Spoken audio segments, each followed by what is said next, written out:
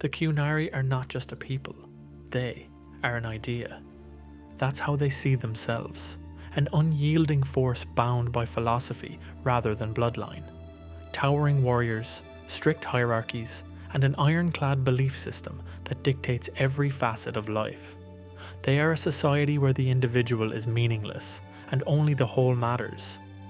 To outsiders, the Qunari are enigmatic, ruthless, and alien in their thinking.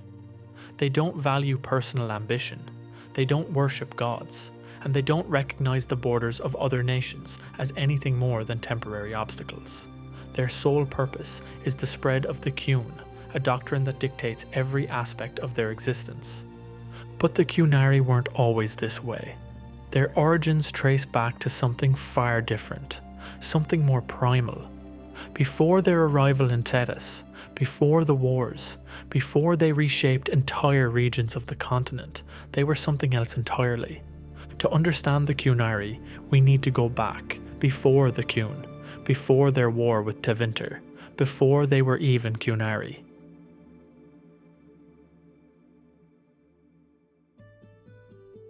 The Qunari did not begin as the disciplined, militant force known today.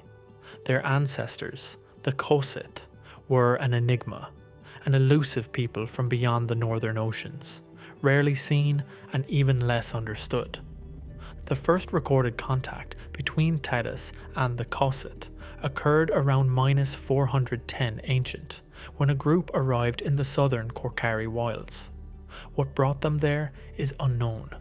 Trade? Exploration? A desperate escape from something worse? Whatever the reason, their presence in Thedas would be brief. The Kossith arrived just as the First Blight was beginning its devastation. When the Darkspawn surged from the deep roads, they overwhelmed the Kossith colony. Those who were captured met a fate worse than death, corrupted and twisted into something monstrous. The female Kossith, subjected to the horrific transformation of Darkspawn broodmothers, gave rise to a new, terrifying creature: ogres. These massive horned beasts, known for their brute strength and raw savagery, are believed to be the mutated remnants of the Kossith people. And then, the Kossith disappeared. No further records of them exist for nearly 1,000 years. There were no great wars, no migrations, no known survivors of their lost colony. They simply ceased to be. Then, in 630 Steel, they returned. But they were no longer the Kossith. They called themselves Qunari. They arrived in Thedas not as scattered explorers, but as a unified force armed with advanced steel weaponry, powerful warships, and something far more dangerous: a belief system.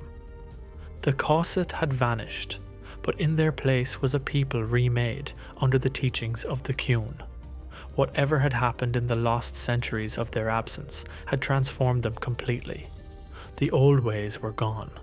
The Qun dictated their laws, their identities, their purpose. Their past had been erased. And now they sought to reshape the world in its image.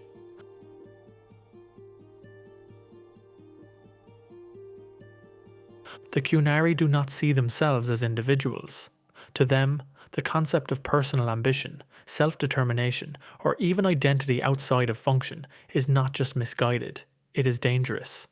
The Qun, the doctrine that defines their civilization, is absolute. A singular truth that governs everything, from how one eats and works to what one believes, and even how one thinks. At its core, the Qun is about order. A strict, unwavering structure where every person has a place, every action serves a purpose, and every deviation from that purpose is a flaw that must be corrected. The Qunari are not a race, but a society built around this philosophy. Elves, humans, and even dwarves who accept the Qun's teachings can be considered Qunari, but only if they fully embrace its demands. Those who do not are something else: outsiders, enemies, or problems to be solved. The origins of the Qun trace back to a single figure, Ashkari Koslin, a philosopher whose teachings reshaped his people's way of life. Koslin believed that disorder and suffering stemmed from the illusion of personal freedom. He saw civilizations collapse under their own ambitions, kings and emperors waging endless wars for power, and individuals consumed by greed. His solution was radical, an ideology that erased self-interest and replaced it with a singular goal, a perfectly efficient society. This rigid structure extends into all aspects of life. Qunari are given only what they need, no more, no less. Their clothing, diet, and even speech are regulated.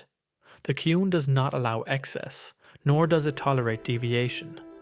Those who question their role, who struggle against the structure, are taken by the Ben Hasrat, the Qunari's enforcers and re-educators. Some return, reshaped, to fit the system once more. Others do not. To an outsider, the Qun may seem oppressive. A world without personal ambition, where people are nothing but cogs in a machine.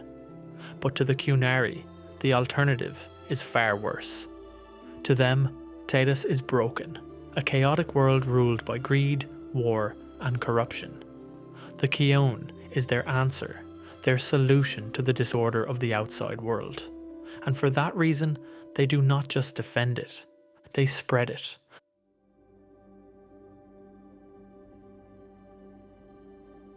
The Qunari do not have kings. They do not have emperors, chieftains, or elected rulers. Power is not inherited, nor is it seized. Under the Qun, leadership is not a privilege, it is a function, and like all functions, it is divided, structured, and absolute. At the top of Qunari society stands the Triumvirate, a three-pronged system of governance that ensures order across all aspects of life. Each leader serves a distinct role, representing one of the three fundamental aspects of the Qun: the body, the mind, and the soul. The Arishok is the fist of the Qun, the leader of the Qunari military. The Arishok commands the armies, defends the Qun's territories, and dictates when and where force must be applied. Strength, discipline, and absolute obedience define the Arishok's rule, and through him, the Qunari military operates with relentless precision. He does not rule through fear or personal ambition, but through duty. The Qun does not reward conquest for its own sake. War is not waged for land or wealth. It is waged to bring order. The Arajana is the mind of the Qun. Overseeing the craftsmen, labourers, and merchants, the Arajana ensures the efficiency of Qunari society. Farming, architecture, shipbuilding, medicine, everything that allows the Qunari to function and expand is her domain. Unlike the Arishok, her authority is not enforced through violence, but through logistics and planning. It is her responsibility to maintain productivity, to ensure every resource is allocated with precision, and to make certain that nothing goes to waste. The Arakun is the soul of the Qun. Leader of the priesthood, she is the spiritual guide of the Qunari, the interpreter of its teachings, and the guardian of its philosophy. It is the Arakun who dictates how the Qun is understood, ensuring that its followers never stray from its principles. Unlike the other two members of the Triumvirate, her influence is not seen through soldiers or infrastructure. It is seen in the minds of the Qunari, in their unwavering faith and absolute dedication. The Arakun ensures that the Qun remains pure, that its message is never corrupted, and that its followers continue to believe. Together, the Triumvirate functions as a single entity, each role complementing the others to maintain the perfect order of Qunari society. There is no competition, no ambition, no political maneuvering. The Arishok does not seek to control trade, the Arajina does not interfere in warfare, and the Arakun does not rule by decree. Each leader serves a function, and through them, the Qunari remains strong. To outsiders, this system may seem rigid, even unnatural, but to the Qunari, it is balance. There is no one ruler whose flaws can doom a nation, no single power that can be corrupted by greed or ambition. The Qun does not allow for chaos, and under the Triumvirate, it never will.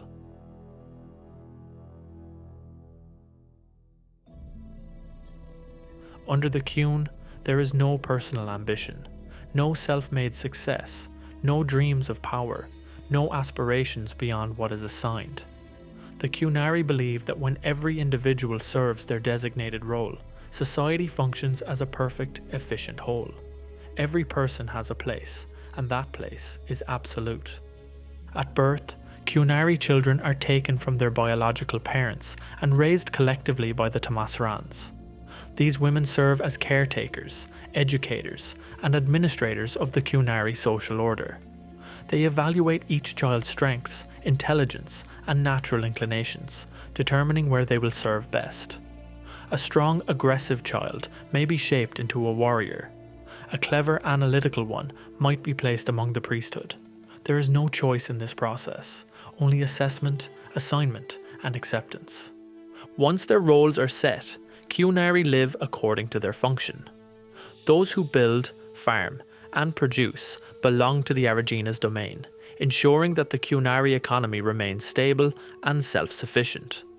Those who fight belong to the Arishok, forming the backbone of the Qunari military, which is feared across Thedas for its discipline and precision. Those who study the Qun, interpret its meaning, and guide others spiritually belong to the Arikun, preserving the doctrine that defines their people. But not all Qunari fit easily into these structures. The Ben Hasrat, a shadowy organization that serves as enforcers, spies, and secret police, operate in the space between order and deviation. Their primary role is to detect, correct, and eliminate any threats to the Qun's stability. Some Ben Hasrat act as diplomats, ensuring that non-Qunari societies remain manageable, while others work in re-education, returning those who stray back to the path of the Qun. For those who cannot be re-educated, there is only one alternative: elimination. Among the most controlled members of Qunari society are the Sarabas, the mages. To the Qunari, magic is not a gift, it is a curse, a force of chaos and destruction that must be contained. A Sarabas is not a person in the traditional sense, but a dangerous thing, a living weapon, bound in chains, and constantly monitored by handlers. They are not permitted to study magic freely, nor do they hold status within the Qun. Instead, their only purpose is to serve as tools, either to be used in battle or, if deemed too unstable, to be disposed of. Unlike most other societies in Thedas, gender is largely irrelevant under the Qun. While certain roles are traditionally held by men or women, such as the female-dominated Tamasrans or the mostly male military, assignment is based on function rather than societal expectation. A Qunari is not a man or woman first. They are a worker, a warrior, a priest. Gender is a secondary trait, one that has no bearing on their true role in the grand structure of the Qun. To an outsider, this level of control is suffocating. To the Qunari, it is balance. Where other societies suffer from inequality, corruption, and self-interest, the Qunari believe they have found perfection, a system where every individual serves their purpose, without question, without resistance, without failure. And those who reject that purpose, they are either brought back into the fold or cast out entirely.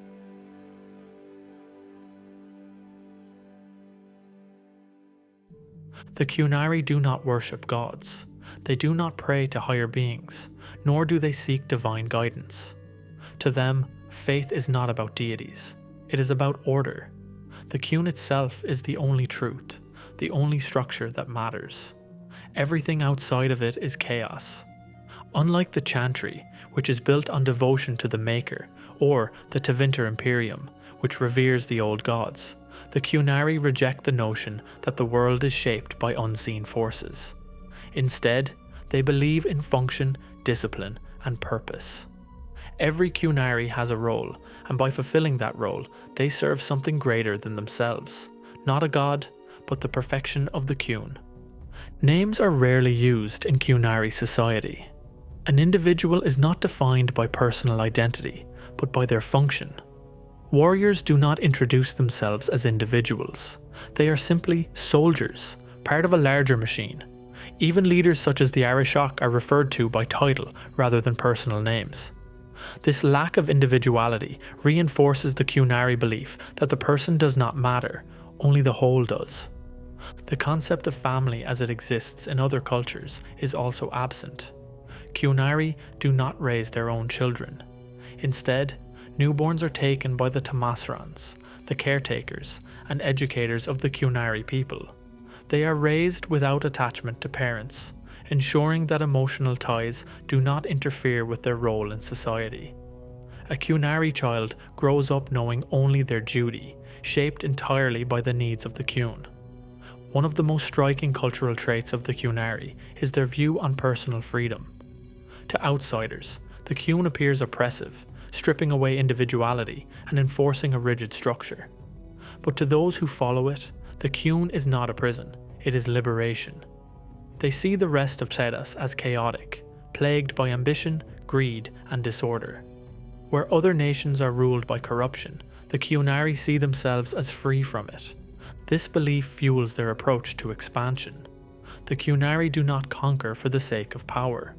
When they take land, they do so to bring it under the order of the Qun. They do not demand tribute, nor do they seek wealth. What they seek is conversion. To bring others into the structure, to reshape the world in the image of the Qun. Even their architecture reflects their philosophy. Qunari settlements are designed for efficiency, not luxury. Buildings are functional, built with purpose rather than decoration. Art, as it exists in other cultures, is almost non-existent. There is no need for personal expression when everything is focused on the collective good. Dragons hold a unique place in Qunari culture. While they do not worship them, they revere them as symbols of strength and freedom. The word Qunari itself translates to people of the Qun, but it also carries an older meaning, one tied to dragons and power. The imagery of dragons is often associated with the Arishok, the embodiment of military strength, though the exact origins of this symbolism remain unclear.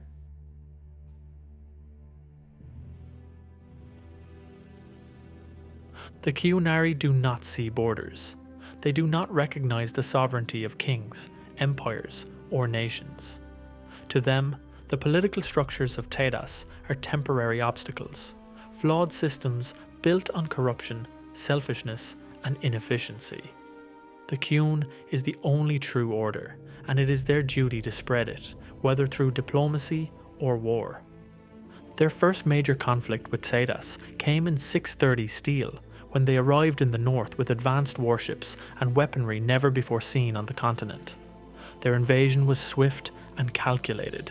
In a matter of years, they had seized large portions of Ravane, Antivah, Seheron, and even the Tevinter Imperium itself. Tevinter, a nation built on slavery and magic, became their primary target. The war between them has never truly ended. Despite their aggressive expansion, the Qunari are not universally hostile. They engage in diplomacy when it suits them, particularly when dealing with nations that pose no direct threat to their ideology. Par Vollen, their homeland, remains largely isolated, and they do not share their technology freely. Their steel is stronger, their ships are faster, and their weapons are more advanced than those of any other nation in Thedas. But these advantages are rarely shared, unless it furthers the goals of the Qun. The Tevinter Imperium remains their greatest enemy. The Qunari view Tevinter as the embodiment of everything they despise: decadence, corruption, and a reliance on magic that they consider reckless and dangerous. The war between them has raged for centuries, with neither side able to fully destroy the other. Seheron, once a Tevinter colony, remains a contested battleground, caught in an endless struggle between Tevinter magisters and Qunari occupation forces. Outside of Tevinter, the Qunari have had mixed relations with other nations. The people of Ravane, particularly the coastal regions, have long lived under Qunari rule, with many accepting the Qun's teachings voluntarily. Ravani culture, which already embraces communal living and spiritual philosophy, has proven more adaptable to Qunari beliefs than other nations. Meanwhile, the Free Marches, Ferelden, and Orlays remain wary of the Qunari's long-term intentions. In recent years, Qunari involvement in Thedas has become more calculated. Rather than large-scale invasions, they rely on infiltration, diplomacy, and the work of the Ben Hasrat to expand their influence.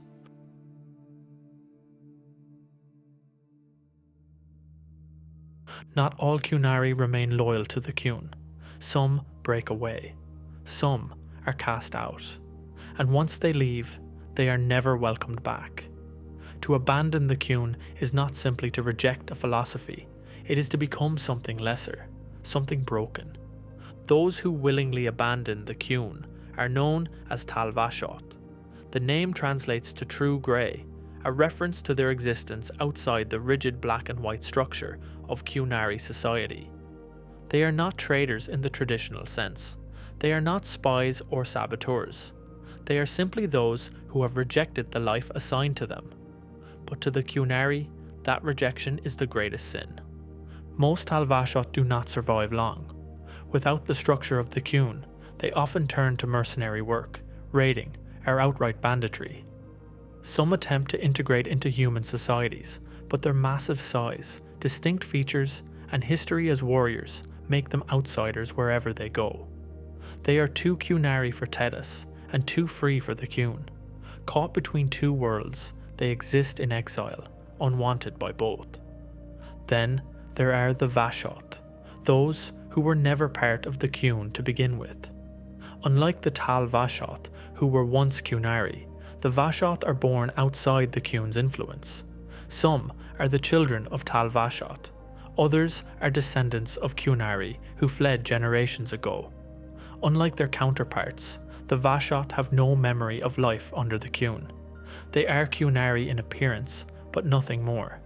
To them, the Qun is a foreign concept, as distant as the Orlesian chantry or the dwarven caste system. The Qunari do not waste time hunting down those who leave. The Tal-Vashot are beneath their concern, a problem that solves itself.